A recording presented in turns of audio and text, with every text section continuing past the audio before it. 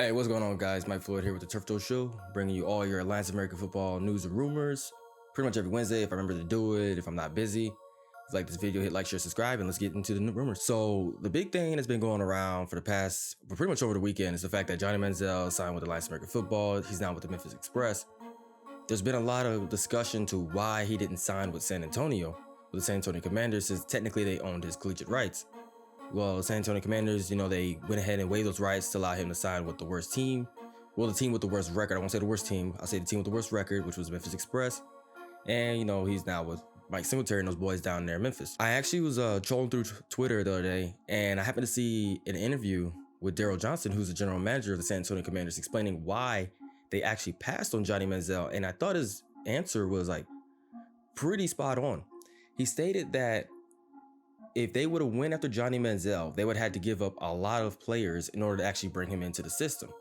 So right now they have 3 quarterbacks on their roster. They got Logan Woodside, Dustin Vaughn, and Marquise Williams. If they would have brought in Johnny, they would have had to give up at least one of those quarterbacks and then possibly something else.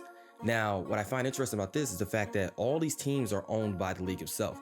They're not owned by individual owners. They're all under one entity. So I was particularly unaware of the fact that I understand they have a certain amount of people they have on a roster.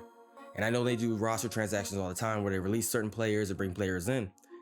This was the first time I actually seen to where a player of this magnitude was coming in where they would have to release multiple people in order to actually bring him onto the roster. In Memphis's case, the fact that they had a quarterback go down, they had an actual need for a quarterback because Zach Mettenberger is actually on IR, so he shut down for a while. So they would actually have to bring in a quarterback to actually back up Brandon Silvers, who Coach Singletary actually stated today. I'm recording this on Wednesday, so Wednesday the 20th? I don't even know what day it is. Wednesday the 20th, saying that Brandon Silvers is actually going to start this next weekend. So that's pretty interesting. I thought that was pretty neat to hear from the actual general manager stating hey, we weren't even sure how much we would have to give up in order actually to bring him in. Our main goal is not to put butts in the seats, it's actually to win these games.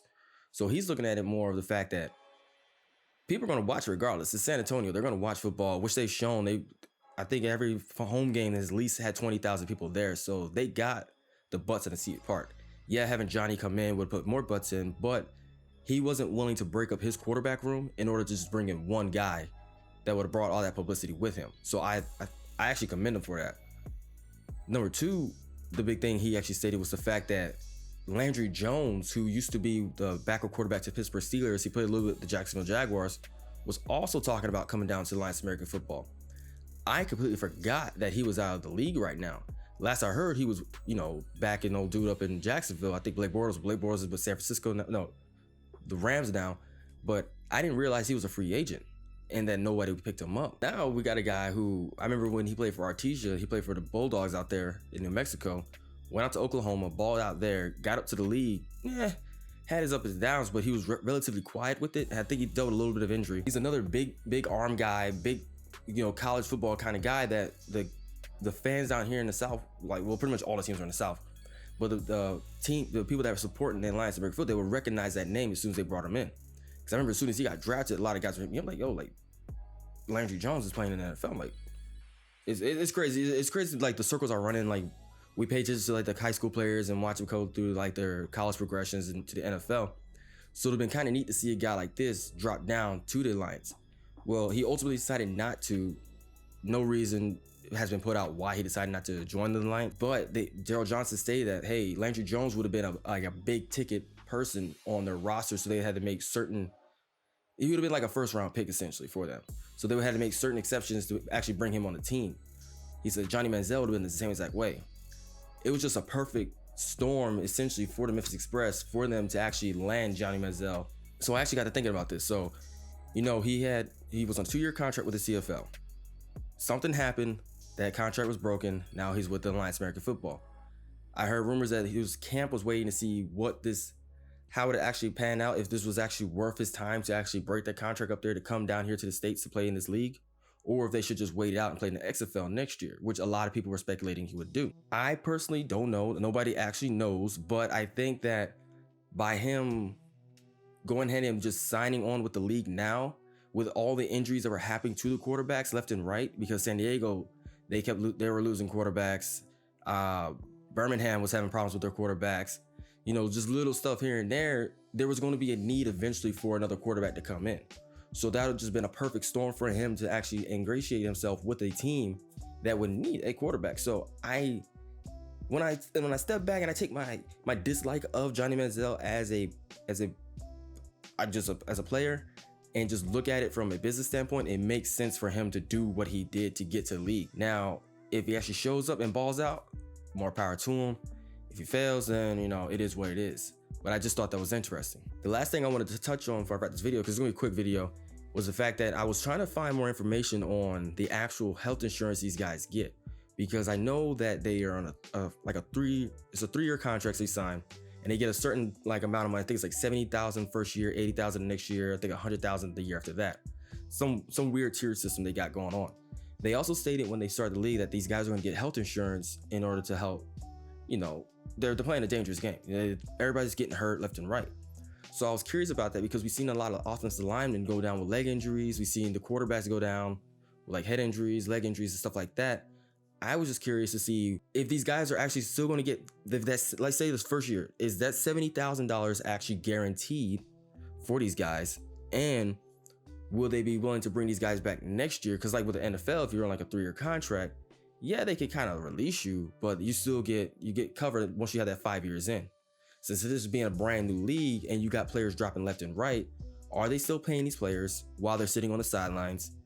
And is the health insurance good enough in order for these guys to get back on their feet quicker in order to get back in the game? I'll be curious to see if anybody can like dig up some information and send it my way. That'd be great. I was just really curious about that. So like I said, this was just a real quick video. There wasn't really much going on. Pretty much the whole thing is just dealing with Johnny Manziel and how he's with the league now. So, hey, I mean, Brandon Silvers, I was kind of upset when, you know, they signed him. I was like, oh, Brandon Silvers not gonna get a shot to actually start a whole game. Just give him a shot. Let's see. Well, seems like Singletary's like, hey, I'm willing to give Silvers a shot. If he fails, bring Johnny in. And you know what? You can't be mad at him for that. So it is what it is. But you know, people are gonna be clamoring as soon as Brandon just does one missed throw. They're gonna be clamoring for Johnny to get in the game. So one last thing real quick before I end this video. Right when I was like recording this video talking about the whole contract things, I got a tweet that came through from the AAF. So I'm telling you, if you don't follow the league and their partners on Twitter or Instagram, you're gonna miss out a lot of information. The championship game for the Lions of American Football that was supposed to be in Las Vegas at the Sam Boyd Stadium has now been moved to Dallas, Texas. According to the AAF.com, so this is on their actual website, the Lions of American Football announced today that the 2019 Alliance Championship will be played at the Ford Center at the Star in Frisco, Texas, which is owned and operated by Jerry Jones, the owner of the Dallas Cowboys. I, for one, am super stoked about this because I was literally talking to my girl about going to the championship game to go see this, but just didn't have the fundage to get all the way out to Las Vegas and go party it up. The fact that it's now in Dallas, in my neck of the woods, I'm going to be at the championship game regardless if I'm sitting in the nosebleeds, my dog. So this is legit for fans like myself who, and the San Antonio Commanders fans, because you know they're going to be there in droves. So hopefully the Commanders like make it to the championship game. Number two, which is legit about this, is the fact that people who already bought tickets to the championship game in Las Vegas will receive a full refund. According to the website, fans who purchase tickets at the game and Las Vegas Sam Boyd Stadium will receive full refunds. Tickets for the 2019 Alliance Championship will go on sale Friday, April 2nd at 10 a.m. Eastern Time on AAF.com. The tickets prices will range from $15 to $99. This is legit because I remember looking at tickets for the game itself. You had to go through the Sam Boyd website and it was a whole convoluted thing. I didn't like the fact that I had to go through that. So the fact that the AAF is keeping everything in-house is super legit. The last point about this, which is real cool, was the fact that Jerry Jones was actually spotted wearing an AAF like hat with was like a black hat with the logo on it during the NFL Combine. So it seemed like Jerry Jones got his hand in his pocket a little bit more than what we thought. So this is pretty exciting right here. So I'm liking these moves. So if you're gonna be at the championship game, let me know because we can meet up and we'll go have a good old time. Because I'm definitely going now. It's a wrap. Also, quick question: are there any other players that are in the league right now or are free agents right now that you'd like to see drop down to the Lions of American Football? There was rumors that Blake Bortles was going to come down, but he managed to sign with the Rams. It's not a bad quarterback; he's just in a bad situation. But there's guys like the Osweilers, the Petermans, and stuff like that that possibly can, you know, benefit from coming down to this league. So let me know in the comments any players that you think should come down to the Alliance or wait till next year and jump over to the XFL. Well, that's gonna wrap it up for this video. If you like this video, hit like, share, subscribe, and I'll see you guys on the next one.